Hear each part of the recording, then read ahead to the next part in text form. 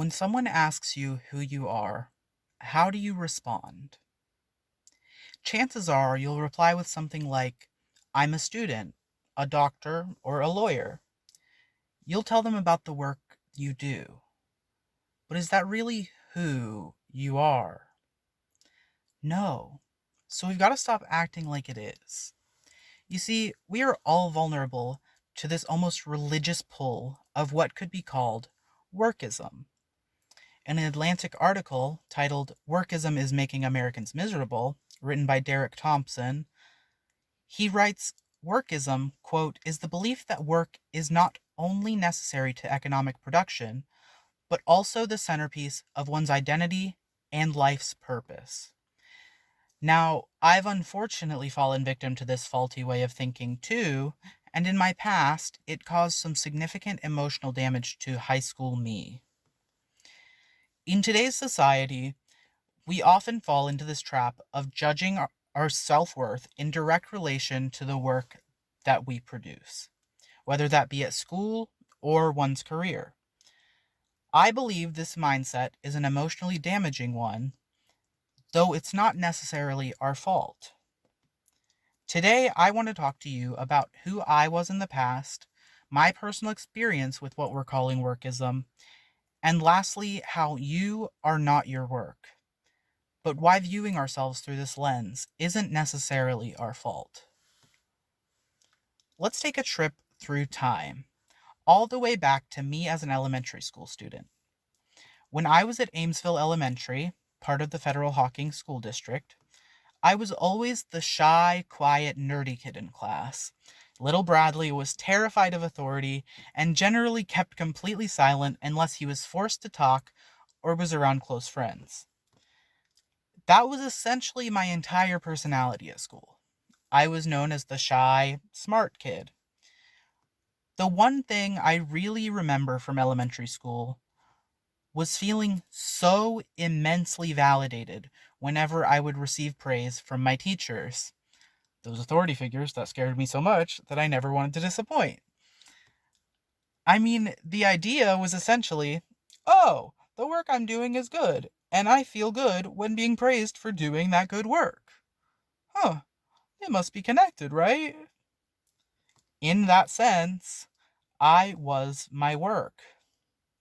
I would constantly define myself through the system laid out for me, the grading system. I was one of those kids that didn't really need to study. I was accepted into TAG, the Talented and Gifted program, which feels kind of elitist to me now in retrospect, and I'm not entirely sure how to feel about that, if I'm being frank, but I digress. My role as a student in the class of 2018 was set, and I would play that role for about the next 10 or so years of my life. You see, as I began getting older, other students would begin kind of catching up, for lack of a better term. And that praise from teachers I mentioned started coming in at a significantly lower rate than it had once been coming in. And that kind of hurt, to be honest. As a student, I would hold myself to impossible standards at all times. I'm talking, if it's not an A, then I don't want to be associated with it. I mean, it sounds silly, but that was my identity. If I didn't have my perfect work, then what did I have? I built my entire concept of self-worth around numbers and letters on a piece of paper. I pushed and pushed and pushed until I had utterly burnt myself out and began missing school regularly. The piles of missing work began towering over me and taunting me. Every day I would miss, there would be more and more work burying me, weighing me down as I lay in bed, unable to even convince myself getting up was worth it. In my head, I'd blew it. I'd let every one of my teachers down. I'd let my family and friends down. I'd let myself down. I couldn't show my shame-filled face in that building anymore. So I left. I began doing online work from home through a digital school, During this time, I was really able to do a lot of self discovery and talk to a psychiatrist who helped me recognize my anxiety and depression didn't have to have this power over me, and neither did ridiculous superficial letter grades or my GPA. One of the things I am most proud of being able to say I did was return to Fed Hawk after a year or so and graduate. I'm honestly still impressed with myself. I did it. I made it through. But I don't blame myself for putting this unhealthy pressure on myself. And I don't think anyone should blame themselves. When someone asks you who you are, one of your first instincts is to talk about what kind of work you do.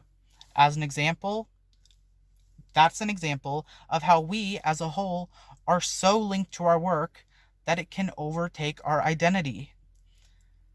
Under workism, without our work, we essentially have nothing else to define ourselves by. It has become the norm to find identity in your career, and a large portion of us are falling in line with that norm without caution of the dangers that come along with such a mindset. Now, don't get me wrong, I'm not saying we shouldn't be proud of the work that we do or that the work that we do isn't a part of us at all. It is. In fact, I'm very proud of the work that I do in my classes, and I think that you should be too. It's just, we must remember that the work that we do is not us. The work that you do is not you, and the work that I do is not me. In closing, I've shared with you my personal experience with workism, as well as been a prime example of the emotional damage that it can inflict. And I think that we can all agree that pushing oneself as a result of work being your identity is unhealthy and can be harmful to your mental health. I recognize it's such an easy trap to fall into, but remember this: you are not your work, and work does not equal worth. Thank you.